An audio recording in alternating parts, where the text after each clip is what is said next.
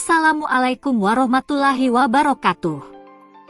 Kepada yang terhormat Ibu Novi Darmayanti selaku dosen pengampu mata kuliah pemeriksaan akuntansi, dan tak lupa juga teman-teman yang berbahagia. Pada kesempatan kali ini kami kelompok 5 yang beranggotakan Ayu Dwi Rahmadani, Amiratun Nabila dan Lailatul Hidayah akan mempresentasikan audit internal bisnis.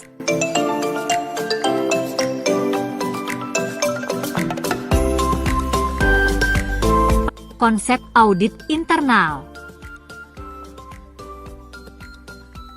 Definisi audit internal. Institute of Internal Auditors, 2A, mendefinisikan audit internal sebagai aktivitas asurans dan konsultasi yang independen dan objektif, yang dirancang untuk memberi nilai tambah dan meningkatkan operasi organisasi. Ruang lingkup audit meliputi aktivitas memberikan keyakinan yang layak, asurans, dan memberikan nasihat, petunjuk, bimbingan serta pelatihan, konsultasi, pada organisasi dengan tetap menjunjung tinggi sikap independen dan objektif dengan tujuan untuk memberikan nilai tambah dan peningkatan operasi organisasi. Fungsi dan tujuan audit internal. A. Sebagai alat pengawasan organisasi yang memiliki kebebasan dalam mengevaluasi dan menguji suatu organisasi. B. Memantau kinerja pengendalian internal suatu organisasi. C. Sebagai alat pelindung entitas dalam hal perlindungan terhadap aset yang dimiliki organisasi serta meminimalisir kemungkinan terjadinya fraud dalam suatu organisasi. D. Meningkatkan efisiensi kinerja operasi organisasi baik dalam hal pengelolaan sumber daya manusianya maupun proses produksinya.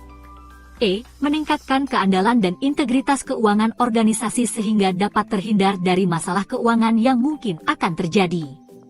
F. Sebagai alat perlindungan yang memastikan kepatuhan organisasi terhadap peraturan dan hukum yang berlaku.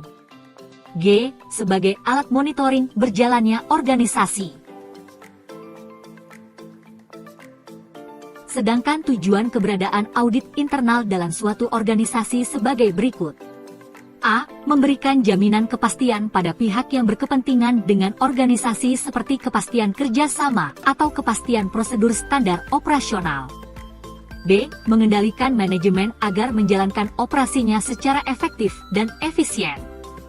C. Menjaga aset dan sumber daya yang dimiliki organisasi dari penyalahgunaan dan memastikan pengelolaannya secara optimal.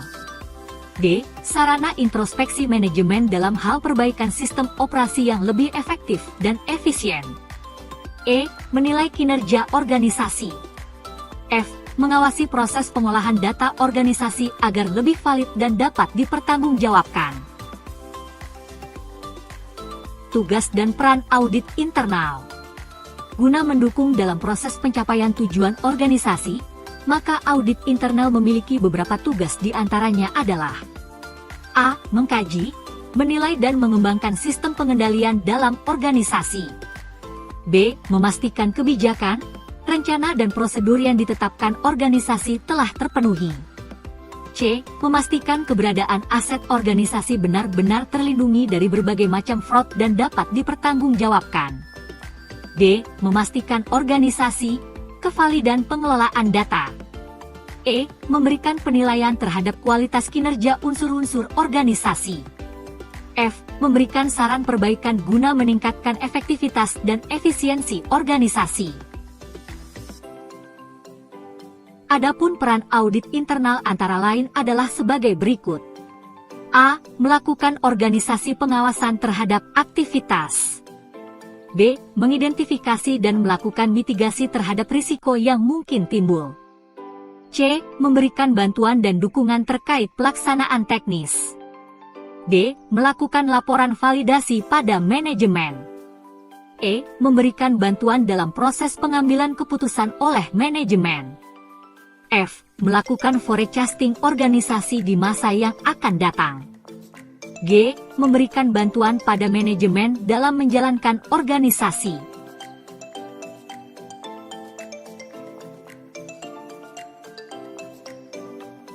Area kerja audit internal. 1. Audit view, pengawasan. Audit internal memiliki tugas memperkuat pengendalian internal dan mendorong tercapainya manajemen risiko yang baik pada organisasi. Aktivitas manajerial dikatakan baik jika terdapat sistem pengendalian yang memadai yang menjamin kualitas kerja organisasi menjadi baik. Sedangkan aktivitas manajerial dikatakan sehat jika dalam proses pencapaian tujuannya organisasi dapat memanfaatkan peluang seoptimal mungkin dengan risiko yang minim.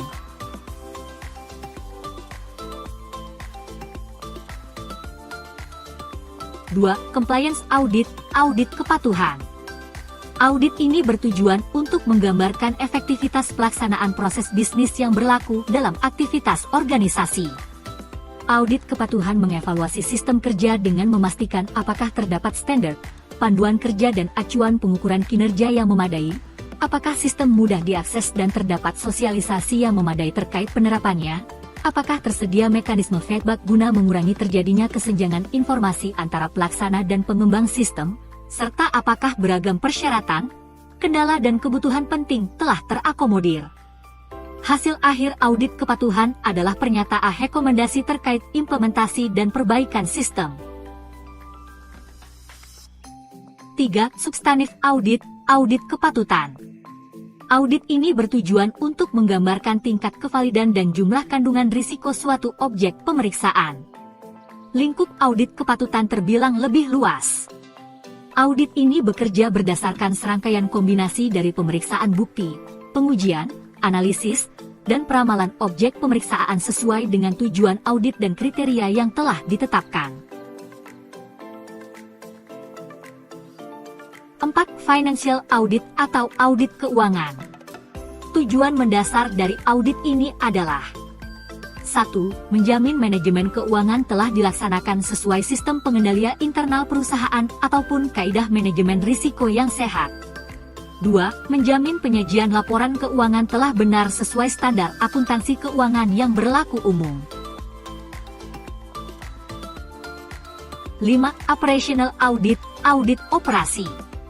Audit ini bertujuan untuk menggambarkan secara jelas makna dari berbagai angka yang ditampilkan pada laporan keuangan organisasi. Secara lebih khusus audit ini bertujuan untuk 1. Menggali berbagai akar masalah efisiensi dan efektivitas kinerja organisasi. 2. Memastikan produktivitas aset non-keuangan dan 3. Memastikan kesesuaian sistem dengan standar yang ditetapkan serta didukung. 6. Manajemen audit atau audit manajemen. Audit ini bertujuan untuk menguji tingkat keandalan manajemen risiko organisasi. Dalam pelaksanaannya, audit manajemen melibatkan orang-orang yang memegang peran strategis dalam organisasi. Tahapan audit internal. 1. Perencanaan audit dan analisis risiko. 2. Survei awal. 3. Audit kerja lapangan. 4. Temuan dan rekomendasi. 5. Pelaporan. 6. Tindak lanjut. Kode etik profesi audit internal. 2A. Melalui Satuan Kerja Audit Internal menetapkan kode etik yang harus dipenuhi oleh seorang auditor internal yang mencakup prinsip-prinsip kode etik dan peraturan pelaksanaan yang menjelaskan norma tingkah laku yang diharapkan dari auditor internal. Prinsip-prinsip kode etik audit internal. 1. Objektivitas. Dalam melaksanakan prosedur auditnya, auditor harus menjunjung tinggi prinsip objektivitas, seimbang, tidak berat sebelah, tidak terpengaruh oleh pihak manapun dan apa adanya. 2. Kerahasiaan. Auditor harus senantiasa menjaga kerahasiaan informasi dari pihak yang diperiksa dan bijak dalam menggunakan informasi yang disediakan. 3. Integritas. Auditor harus bisa menjaga kepercayaan pihak yang diperiksa. 4. Kompetensi. Dalam pelaksanaan audit, auditor senantiasa menggunakan keahlian, pengetahuan dan pengalamannya. Peraturan perilaku. Integritas. Melaksanakan tugas dengan jujur, tekun dan bertanggung jawab. Taat hukum dan mengungkapkan temuan-temuan sesuai hukum dan profesi. tidak dengan sengaja terlibat dengan aktivitas ilegal ataupun tindakan tidak terpuji. Menghormati dan berkontribusi dalam pencapaian tujuan organisasi yang sah dan etis. Objektivitas. Menghindari aktivitas atau hubungan yang dinilai dapat mengganggu penilaiannya. Menolak apapun yang dianggap dapat mengganggu keputusan profesionalnya. Mengungkap semua fakta material yang ditemukan. Kerahasiaan. Berhati-hati dalam menggunakan dan menjaga informasi yang diperoleh. Tidak menggunakan informasi yang diperoleh untuk kepentingan pribadi atau hal-hal yang bertentangan dengan hukum dan kode etik profesi. Kompetensi. Menjalankan jasa jika memiliki pengetahuan, keahlian dan pengalaman yang dibutuhkan. Menjalankan jasa sesuai standar praktik profesional audit internal. Meningkatkan keahlian, efektivitas dan kualitas jasa secara terus-menerus. Kerangka acuan praktisi profesional. Kerangka acuan konseptual tersebut dikenal dengan istilah International Professional Practitioner Framework, IPPF. IPPF berisi tentang petunjuk, pedoman dan panduan yang otoritatif. IPPF digambarkan sebagai suatu lingkaran yang terdiri dari beberapa lapisan seperti terlihat pada gambar berikut. Dari gambar tersebut terlihat terdapat lapisan terluar yang melingkupi lingkaran IPPF, yaitu mission. Mission yang dimaksud adalah misi dari audit internal. Secara umum, misi audit internal adalah meningkatkan dan melindungi nilai organisasi dengan melakukan jasa asuransi berbasis risiko dan objektif, dengan memberikan nasihat dan wawasan yang luas dan dalam. Misi audit internal dicantumkan dalam IPPF dan digambarkan melingkupi keseluruhan komponen IPPF. Dimaksudkan agar auditor dapat mencapai misi tersebut dengan memanfaatkan seluruh kerangka acuan tersebut. Di lapisan kedua terdapat mandatory guidance di setengah lingkaran biru dan recommended guidance di setengah lingkaran abu-abu. Lapisan selanjutnya merupakan cakupan yang dibahas pada lapisan kedua. Di lingkaran yang berwarna biru memuat core principles, definition, standards dan code of ethics, sedangkan di lingkaran yang berwarna abu-abu memuat implementation guidance dan supplemental guidance. Mandatory guidance merupakan petunjuk yang wajib diikuti dalam praktik profesional audit internal. Unsur IPPF yang bersifat wajib diantaranya adalah 1. Prinsip inti bagi praktik profesional dalam audit internal. 2. Definisi audit internal. 3. Kode etik. 4. Standar internasional bagi praktik profesional dalam audit internal, standar. Sedangkan recommended guidance merupakan petunjuk yang disarankan melalui proses persetujuan yang resmi. Petunjuk ini menjelaskan praktek pelaksanaan yang efektif dari prinsip inti, definisi audit internal, kode etik dan standar. Adapun unsur-unsurnya adalah 1. Petunjuk pelaksanaan, implementation guidance, yang membantu auditor dalam menerapkan standar. 2. Practice guidance, supplemental guidance, merupakan petunjuk tambahan yang memberikan proses dan prosedur yang rinci untuk praktisi. Audit internal berbasis risiko. 2A mendefinisikan istilah tersebut sebagai suatu metode yang menghubungkan prosedur audit internal dengan kerangka pengelolaan risiko organisasi. Metode ini memungkinkan auditor dapat memberikan asuransi bahwa manajemen risiko organisasi telah berjalan dengan baik. Metode ini berusaha untuk memperkuat dewan komisari, direksi dan juga manajemen dalam upaya pengelolaan risiko. Perkembangan profesi audit internal. Pada dasarnya, praktik audit internal telah dilakukan sejak lama, bahkan pada masa sebelum Masehi. Sistem ini diterapkan guna meminimalisir kemungkinan terjadinya kecurangan yang dilakukan oleh karyawan yang bertanggung jawab terhadap dana. Pada abad ke-13 di Italia, muncul sistem pembukuan berpasangan, double entry, yaitu sistem pencatatan di mana transaksi dicatat baik di debit maupun di kredit. Pada masa revolusi industri di Inggris, audit sudah mulai berkembang ditandai dengan adanya pencocokan catatan dengan bukti dokumennya. Pada tahun 1941 istilah audit internal resmi digunakan berawal dari penerbitan buku berjudul Victor Z.